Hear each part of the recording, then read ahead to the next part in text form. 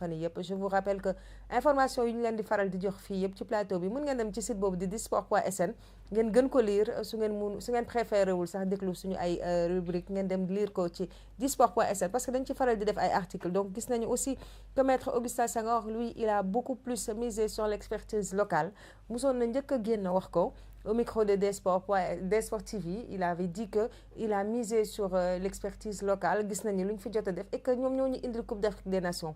Donc pourquoi pas ñu maintenir cap bi ak ñi nga xamante ne ñoo di expertise locale bi. Aujourd'hui après le départ de Aliou Cissé il y a eu beaucoup de spéculation ñëpp ngi laajte fan la yëfi toll kan moo nar a remplacer Aliou Cissé et on le dit on le redit il y a eu beaucoup de lobbying ku ci nekk naan diw moo la ñu war a fal diw la ñu war a fal diw xamul dara diw xam na dara diw moo ëpp diplôme. Donc ku ci nekk di ràcc di jëmale sa kanam pour bëgg sa candidat ñëw gagner tey. Aujourd'hui maître Augustin Senghor on lui a encore posé la question on lui demande ñaari match yi passé na Pape Thiaw a atteint son objectif et maintenant fan lañ ci tollu est-ce que on peut avoir très bientôt le successeur de Aliou Cissé ou pas. Il dit que ba léegi ñoom pareeguñu ils sont en train de voir am nañu ay profil nag mais ñi ngi koy xool waaye lu ci mënta am on vise encore une fois sur expertise locale. Aujourd'hui Ibrahima Khalil Ndiaye en tant que journaliste et journaliste de sport naka nga gisee li nga xamante ne moom le maître Augustin Senghor wax par rapport ak successeur Aliou Cissé. Est-ce qu'aujourd'hui tu penses que déjà les matchs de novembre qui vont venir apparemment c'est Pape Thiaw qui va être le prochain encore sélectionneur. Est-ce que tu penses que dañ ko bëgg maintenir à ce poste moo tax ñuy defandoo ndànk par rapport aux Sénégalais pour filam wala dañuy bàyyi mu atteindre objectif yi yóbbu ñu kan pour ñu mën a changer sélectionneur. Bon Marceline soo dégloo li nga xamante ne mooy propos yi nga xamante ne mooy maître Augustin Senghor jox na ko mooy ki nga xamante ne moo war a utu ki nga xamante ne mooy Aliou Cissé. dañ ci baaxoo tàmm ci nga xamante ne mooy une expertise locale. boo xoolee Sénégal pratiquement entraîneur yi fi ne boo limee da ngay juum. soxlatul ñuy dem di outil ay entraîneurs étrangers pour mu yor équipe. Je pense que Aliou Cissé est la parfaite illustration. boo xoolee avant Aliou Cissé sélectionneur yi fi jaar yëpp mooy ay sélectionneurs étrangers mosuñu ñoo indil kat. Aliou Cissé waaye nañ fonk doom yi réew mi. parce que moom exemple bu mag la. Pour le cas de Pape Thiaw li ma jàpp ni mooy xam naa ni. moom moo war a jeexal li nga xamante ni mooy éliminatoire yi mooy Coupe d'Afrique yi. après dañ xool ban profil idéal moom moo war a wut ki nga xamante ni mooy Aliou Cissé mais Sénégal moom jooyuñu entraîneur Malick Daf mooy fi. Serigne Saliou Dia mooy fi. Youssouf Dabo mooy fi. Omar Daf. Habib Beye Pape Bouna Thiaw. ak Mbaye Leye. on en passe hein bëri na. expertise man sax maa ngi fi mais danga ma fàtte lim. waaw expertise locale yi bëri na fi donc soxlawul ñuy chercher loin. c'est ça. doomu réew mën nañoo yor li nga xamante ne mooy équipe nationale bi. Donc aujourd'hui on peut mettre une croix ci ki nga xamante ne moo di Hervé Renard mi nga xamante ne peut-être beaucoup de Sénégalais ont voulu que mu ñëw yor réew mi. Je pense que les propos de maître Augustin Senghor ont été clairs njëkkoon na ko junj. waxaat na ko encore une fois donc on peut s'attendre à keneen koo xamante ne peut-être doomu réew mi la pour mu mun a yor équipe nationale bi balaa maa jox kàddu gi ñeneen ñi nekk ci plateau bi ma jël ki ci ligne bi après ñu mën a tëj appel yi allo salaamaaleykum. maaleykum salaam. sëñ bi ñu ngi lay nuyu bienvenue sur le plateau de Café des Sports. ça va na nga def man maa ñëwaat man la Sayer de. Sayer yow rek la ñu déglu. je crois que man j'ai pas été bien compris quoi. kon ñu ngi lay déglu nga expliquer ñu.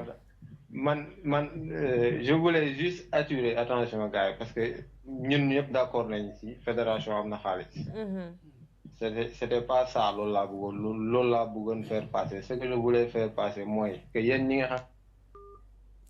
Sayer bul daaw yow tamit yow ma toog di la déglu bañoon tëj ligne bi du ma tëj ligne bi Sayer maa ngi lay xaar nga dellu si que tu t'expliques que sénégalais dégg la parce que on veut juste que ku ci nekk joxe sa kàddu on ne te juge pas encore une fois Sayer sa kàddu nga joxe et je le respecte et nous tous on le respecte parce que ku ci nekk tu es libre de donner ton avis donc aujourd'hui si tu veux encore expliquer xayrul si tu restes là aussi xayrul quoi qu'il en soit on respecte ton avis fii plateau démocrate la wax naa la ko mais des fois tamit ma nekk dictateur des fois ma sant la ñëpp ba alors Amina aujourd'hui Aliou Cissé jóge na tête équipe nationale du Sénégal sa xarit vraiment sa doom nday Amina te bi fi Aliou Cissé jógee ba léegi gisatuma Nees Dia Nees dama la doon gis chaque jour Nees lu tax Aliou Cissé jóge fi gisatuma la est-ce que du yow yaa Aliou Cissé donc dañ doon gis tout le temps ñu doon wax pourquoi pas après Aliou Cissé un sorcier blanc ah mu nekkoon benn mythe bu nekkoon Afrique depuis quelque temps ce phénomène de sorcier blanc dafa commencé di effacé wu ñu gis ni on plébiscite plus les fils de notre pays ñu ci bëri ñi ngi commencé lim ay tour di wax autour de ñu bëri ñi nga xamante ne ñoo war a mën a nekk le prochain sélectionneur de l'équipe nationale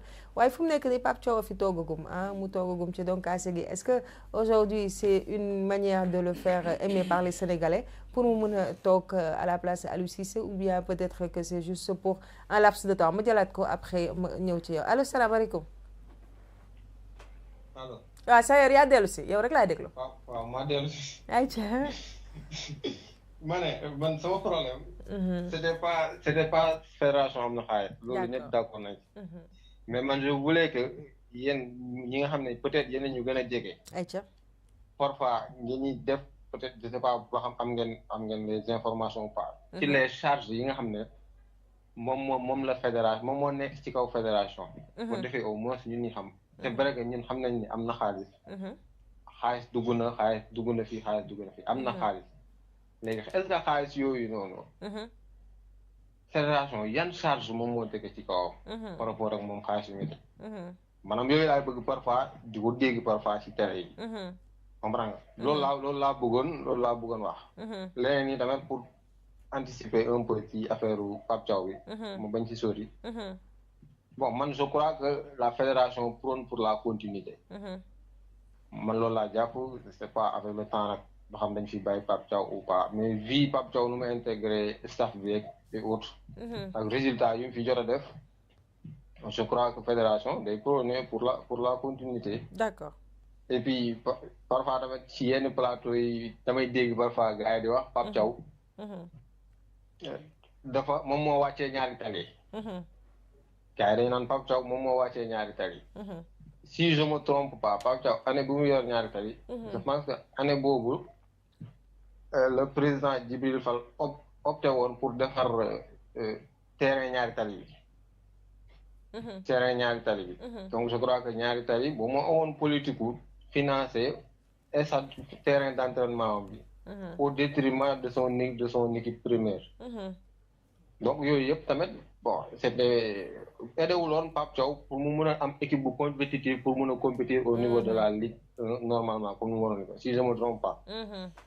donc moo tax ma ne woon foofu tamit dinaa ci wax loolu. jërëjëf Sayer mais pour si côté entraîneur moom je crois que fédération moom continuité boobu noonu. lay prôné ci lancé boobu lañ nekk quoi. jërëjëf Sayer merci beaucoup à toi c'était un plaisir nga dellu si waat et indi ci ay leeral wallaay comprendre naa la Sayer gis nga lépp loo wax noonu la li nga sant seen rek nga ma jaaxal su ma sañoon nga sant ba waaye li nga wax yëpp noonu la Sayer jërëjëf Amina aujourd'hui dégg nga kàddu ki nga xamante ne moo di Khalil dégg nga kàddu ki nga xamante ne moo di Sayer aujourd'hui est-ce que ci continuité boobu la état nar a nekk ou bien dafay mayegum battement ki nga xamante ne moo di Pape Thiaw ba mu paree li ñu ko sas door a ñëw teg fi keneen. déjà état ministre bi dafa exiger fédération comme ñoom aussi ñoom ñooy fay entraîneur bi daf leen exiger à ce que ñu jël un entraîneur local.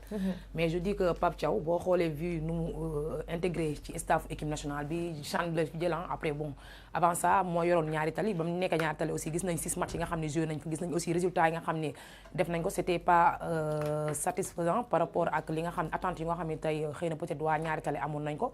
mais aussi fédération aussi am yaakaar ci moom jël ko jox ko li nga xam ne mooy équipe nationale locale bi mu jëloon aussi CHAN bi mais il avait une très très très belle équipe à l'époque ñu jël ko xëcc ko parce que je me dis sax Malick Daaf bi nga xam ne ni tey quitté woon na sax ci staff équipe nationale ñu bëri xëy na peut-être posé wuñu la question mais moom aussi mi ngi yoroon U20 yi jëloon ko xëy na peut-être moom aussi amoon na attente ci sama yaakaar rek pour ñëw rejoindre ci équipe nationale bu A bi gis na aussi moom jiitu na Pape Thiaw bu baax a baax ci ossature équipe nationale yi ñu ñëw jël Pape Thiaw yóbbu xëy na peut-être aussi loolu frustré na ko à ce que moom aussi mu delloo ci li nga xam ne muy club bi nga xam ne moom la xam muy Jaraaf de Dakar Pape Thiaw fédération ñëw teg benn politique bi nga xam ni dafa ñëw teg ko comme adjoint man ba mu ko tegee comme adjoint bien avant ça 3 ans avant man doon naa xalaat ni bañ ko indee équipe nationale doon naa xalaat lii que bés bu fi Aliou Cissé jógee Pape Thiaw moom la ñuy andi comme ni ma amee xalaatu rek sama xalaatu bopp la nag que bu fi Augustin jógee Aliou ki nga xam ne moom mooy Abdoulaye Sow bi nga xam ne moo nekk fédération parce que boo xoolee ba moo nekkoon 3e vice-président après les élections mu ñëw ñu def benn loi ñu ne léegi président ligue amateur mënul am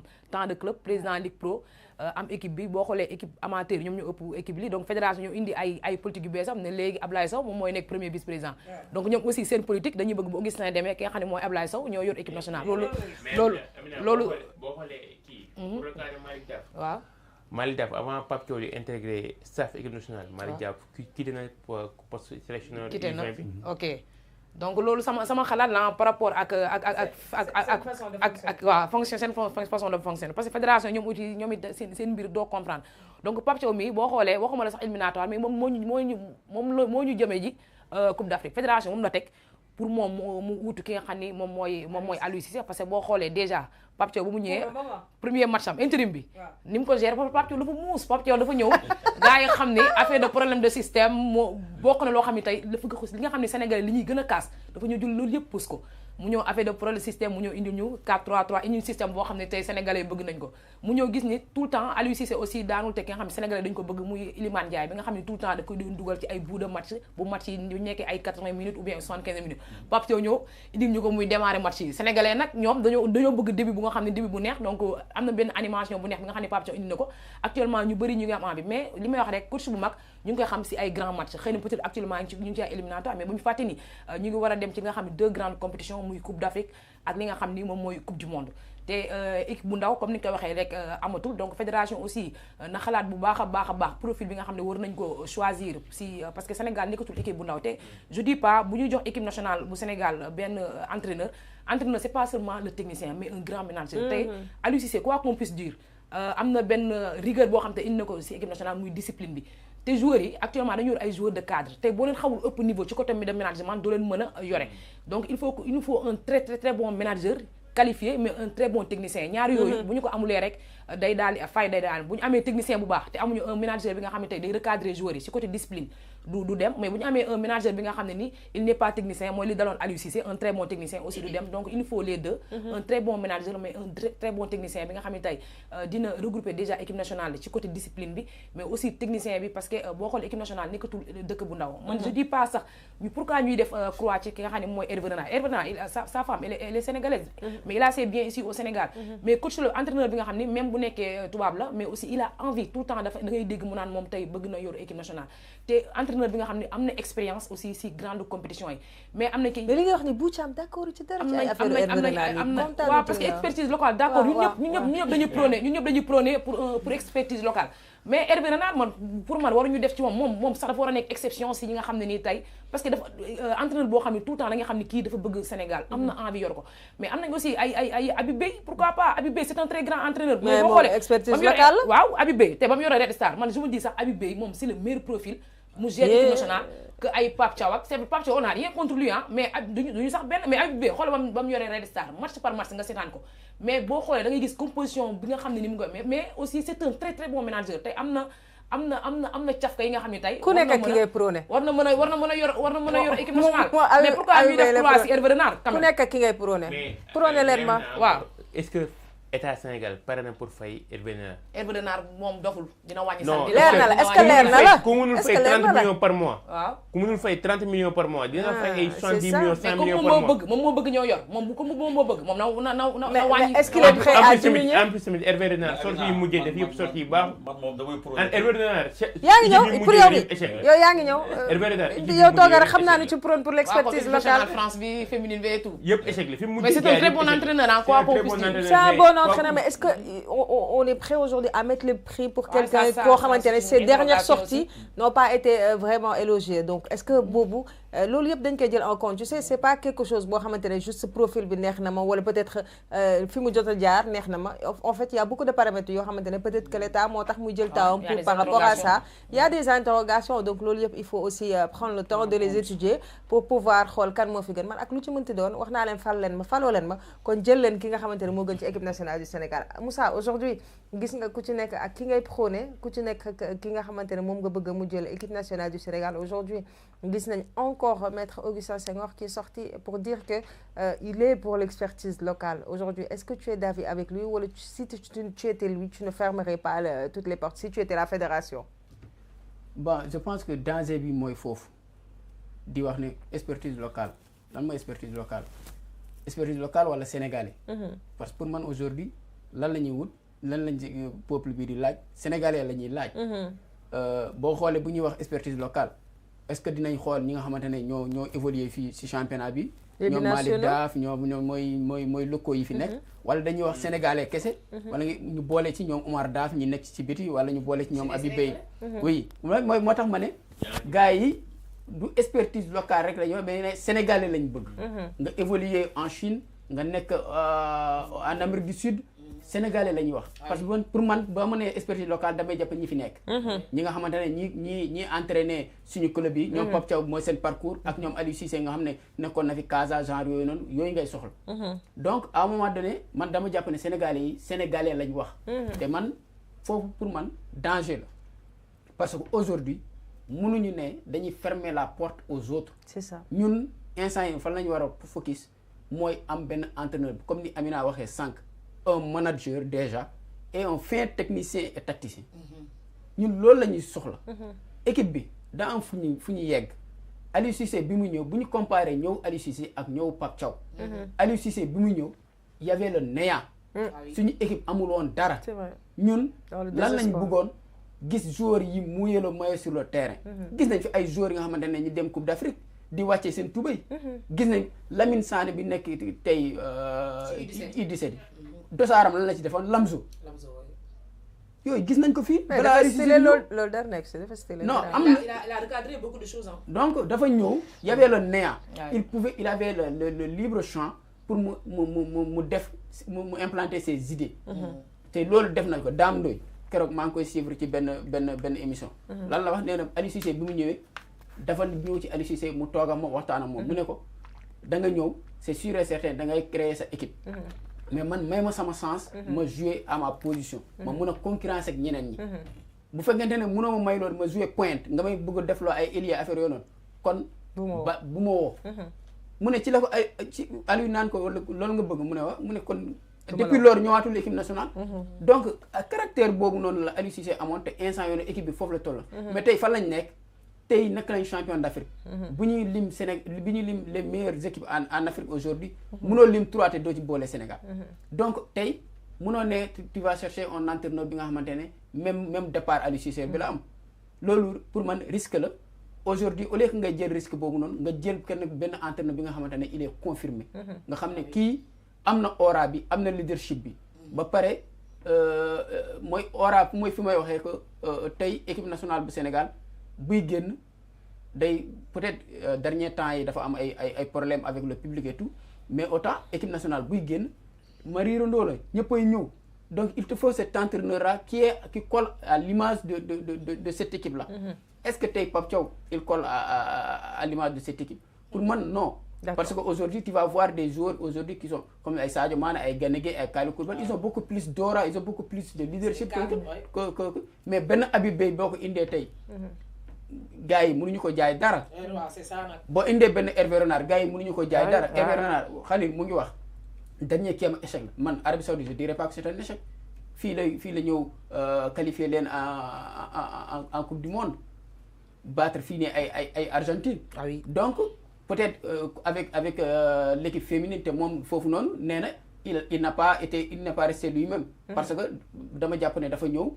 xam nañ ne kooku moom dafa tàng jëre tout alors que c'est une équipe féminine xam nañ ni instant yi ni ak France par rapport affaire yi ni ñuy demee ni ñuy traité avec les femmes et tout munoo def yenn yi parce que mu di ko à un moment donné mun na am ay accro affaire yooyu nag donc moom dafa moytu tellement que mu reñeewu certaine violence quoi voilà mu reñeewu tellement donc je me dis que bu amee Sénégal tey ak c'est bien yi mu am fii nii présence bi mu am fii nii Ferdinand Coly intervenir na fii moom ak ñoom Bakary ak ñoom Grand Mbaye mais wax na carrément mais nee na Hervé Renard c'est un Sénégalais. ah oui donc bëgg na bu fekkente ne ñun mooy li ñuy wax sànq affaire fédération ay affaire de investir les moyens bu ñu bëggee am dara faw ñu joxe dara.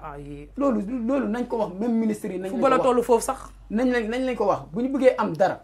il faut ñu def dara. il faut mettre quelque chose sur la table. aujourd'hui tu ne peux pas comparer le salaire d'un coach à un salaire d'un président. pour man c'est décalé.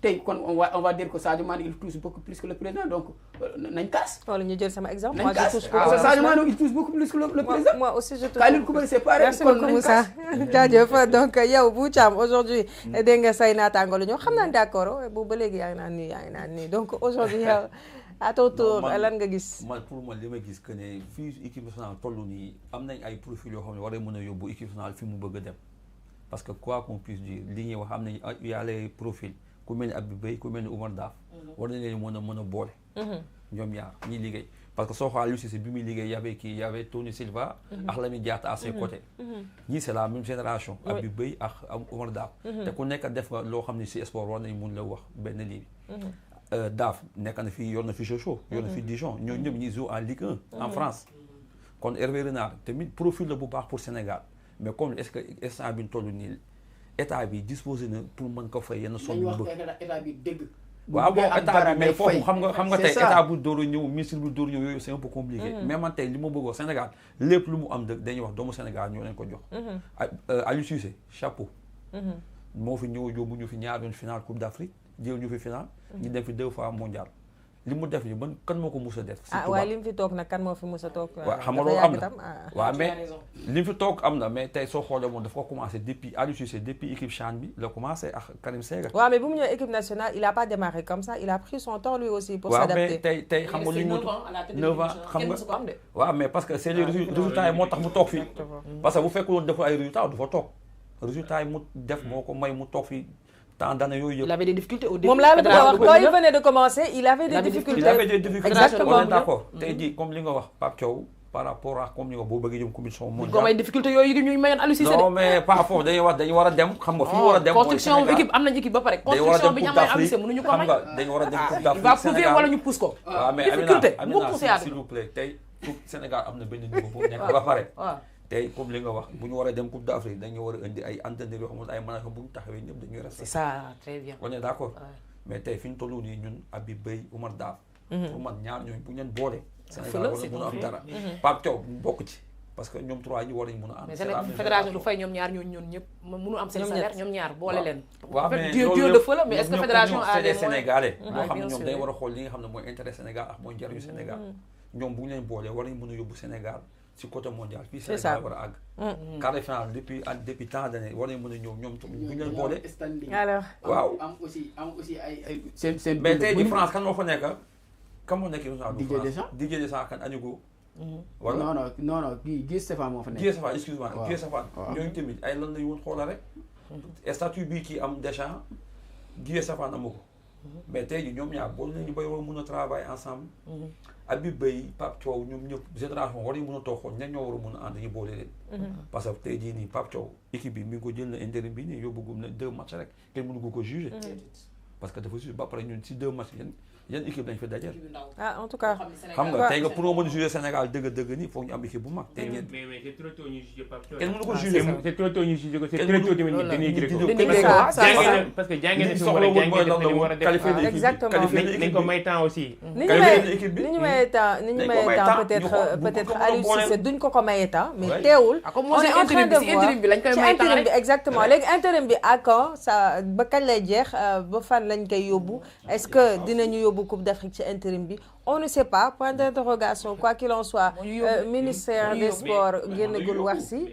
mais Marceline Pape Thiaw c'est très tôt ñu dénigré ko. non on le dénigre pas. c'est très tôt ñu dénigré ko parce que am na liggéey sax yi ñu war a am. effectivement yu ñoom Habib Beye ñoom Omar Daf yëpp am na ko. il est très respecté boo génnee fii nii. waaw. instant nag c'est trop tôt tamit ñu jugé ko parce que double confrontation ak Malawi la ñu joué.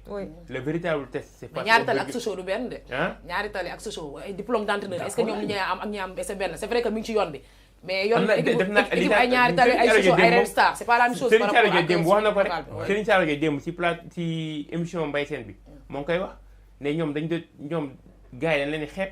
mais boo xoolee diplôme yu entraîneur tubaab bi am ñoom am nañ ko aussi tamit. xeebu ñu leen sax c'est des techniciens mais est-ce que ce sont des très bons des managers yi nga xam ne attan nañu équipe nationale parce que c'est des cadres tamit. quand on parle de l'équipe nationale c'est autre chose des Sadio Mané des Kalidou Koulibaly des Mendy. donc waxuñu xeebuñu leen mais il nous faut un manager qualifié. mais un technicien bi nga xam ne tey war na mën a gérer équipe nationale. Pape Thiaw mais qui te dit que il est pas capable de gérer Pape Thiaw tu en sais rien mais c'est ça le problème. si yan critères nga bëgg sukkandiku ba wax ni ñoom nekkuñu ay exactement c'est ce que je veux dire en fait en ce moment léegi moo tax on ne peut pas contesté wu ko jox nañ jox mu gérer intérim mais kenn du ko jugé si 2 matchs yi mu def nii rek tamit non c'est très tôt ñu jugé c'est coach bu mag ñu koy xam si grand match c'est très tôt ñu jugé ko mënuñu indil 4-3-3 indil ñu tey benn Iliman Ndiaye bu départ rek lu ñu bëgg mu defal ñu ko ñu tam ñu bëgg kontaan si loolu kontaan si mais c'est trop tôt ñu jugé ko man je pense que nit ki boo ko falee da ngay may temps nga xool ko carrément lan la war a indi am na lu mu fekkoon am na lu fi indi toucham gis nañ ko si équipe bi léegi lu ñuy xaar si moom mooy face au Burkina loolu mooy véritable test bi ak listam gis nañ Aliou Cissé liste yi mu doon indi day convoqué liste boo xamante ne équilibré wul ay joueurs yoo xamante ne joué wuñ seen club du am latéral droit ay 6-7 défenseurs central liste Pape Thiaw fan lañ koy njëkk a xaare listam contre Burkina alors on verra bien ndax il va continuer liste peut-être dafay def copier-coller continuer liste yi Aliou Cissé jotoon am boobu ba léegi ou bien il va innover ou bien il va faire un peu de changement on verra bien façon mi ngi ñëw léegi novembre yàggatul di ngeen ci gën a am lu leen leer quoi qu'il en soit ñi ngi souhaiter équipe nationale du Sénégal de football bonne chance lépp lu ñu entamé ci ndam rek yàlla dañ ko am donc ñu seetaan benn élément bu ñu fi am muy suñu dernier point on va parler de l'esprit de supporter dans les stades ñu seetaan ko pour mën a jeexal suñu waxtaanu tay bi.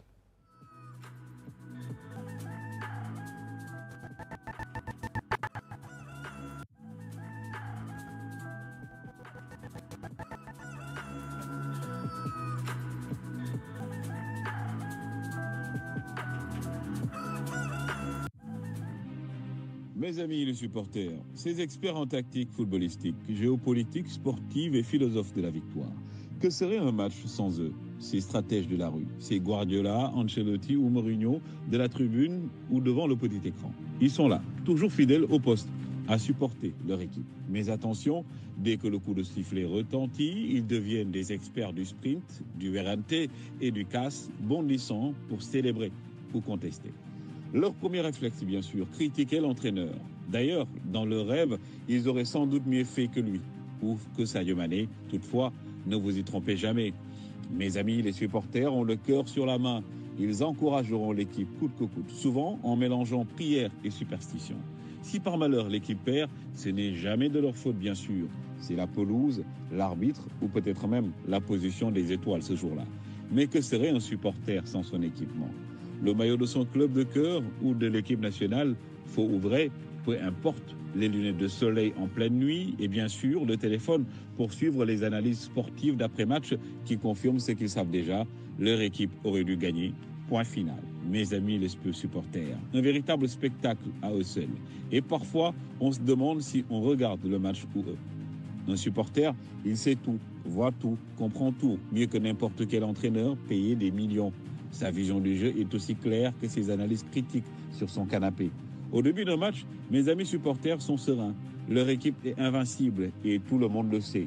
On va les exploser, lance-t-il, avec assurance, même si leur équipe n'a pas gagné depuis 3 mois. À la première passe ratée, le joueur, d'un coup, passe de génie à imposteur. Parce qu'un supporter a une mémoire sélective. Les exploits du passé, ça ne compte plus. Ce qui compte, c'est le maintenant, et là, ça ne passe pas. Et si l'on parlait de la gestuelle également des supporters, ces danseurs frustrés font de leur salon un terrain d'expression. Un coup de poing sur le canapé ou sur la chaise pour une action ratée, et bien sûr, la télécommande est lancée en l'air avec la même précision qu'un tir de Sadio Mané. En fin de compte, mes amis les supporters restent des éternels optimistes. Dès que le coup de sifflet final est donné, une nouvelle vague d'espoir renaît. Ils analysent déjà le prochain match, persuadés que cette fois-ci, ce sera la bonne.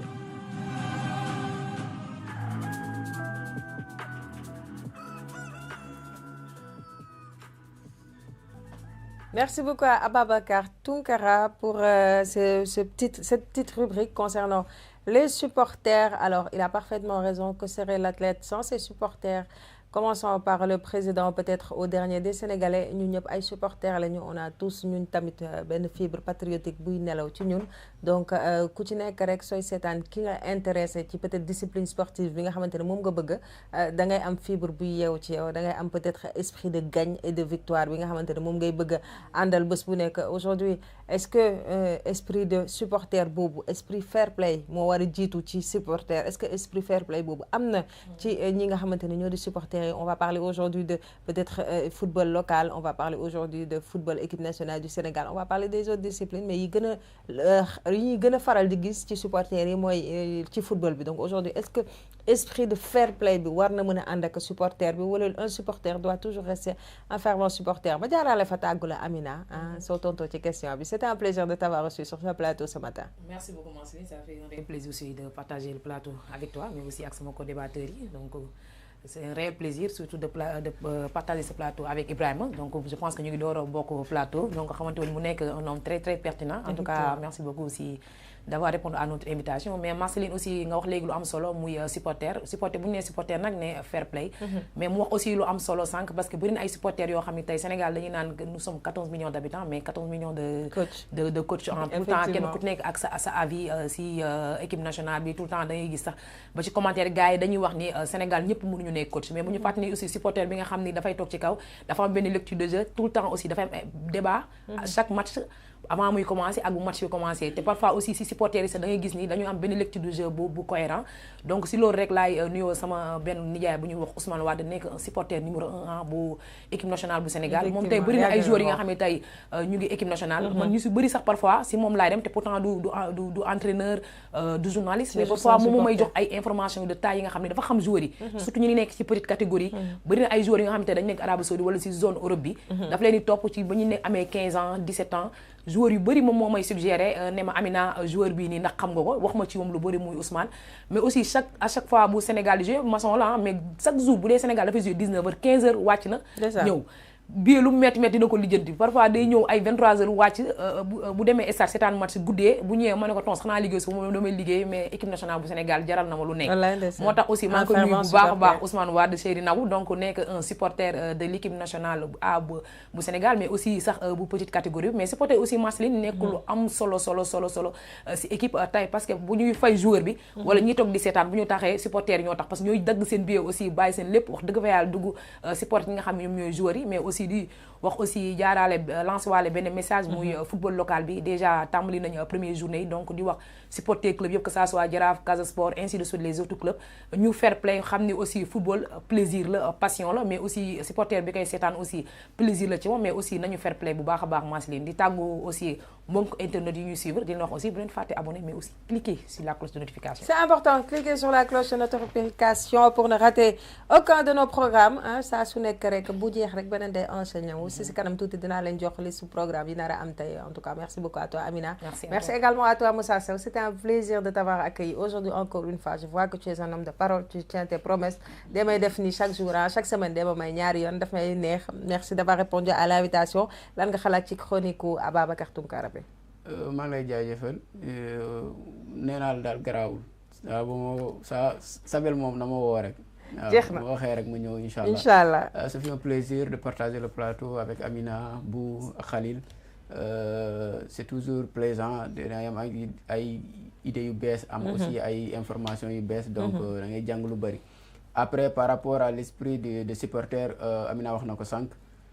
Sénégal d'habitude dañuy wax ne 18 millions de coachs la ñu am. Man j'ai l'habitude de dire que nous n'avons pas 18 millions de coachs, nous avons juste 18 millions de personnes yi nga xamante ne ce sont des passionnés yi bàyyi xel seen équipe di bëgg aussi seen équipe di am ndam. Maintenant j'ai un mentor virtuel parce que musuma koo gis muy Habib Beye dama ko yàgg naa ko suivre et il avait l'habitude de dire voilà le football ku nekk day joxe xalaatam par rapport à sa sensibilité ak sa culture maanaam man jaar-jaar bi ma am ak jaar-jaar bi Amina am ak bu am bokkul ku nekk am na sensibilité am na vision am mais l'essentiel daal booy joxe sa xalaat na nga ko def ci respect ak ci objectivité. Après voilà ci objectivité en même temps nga koy argumenter moom nee na très souvent ci plateau yi moom buy joxe ay analyse da koy accompagner avec argumentation.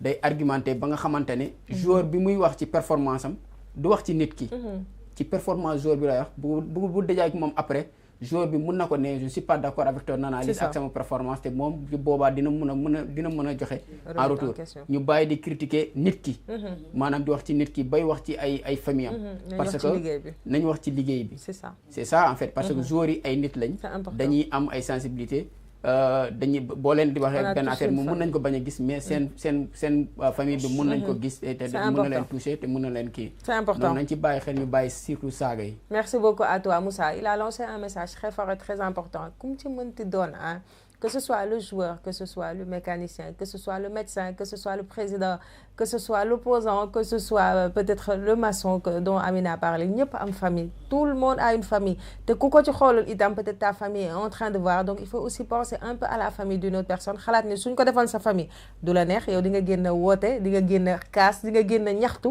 Donc que peut-être nit ki xam ko ou pas, il y a une personne de sa famille qui est en train de regarder, qui est en train de suivre.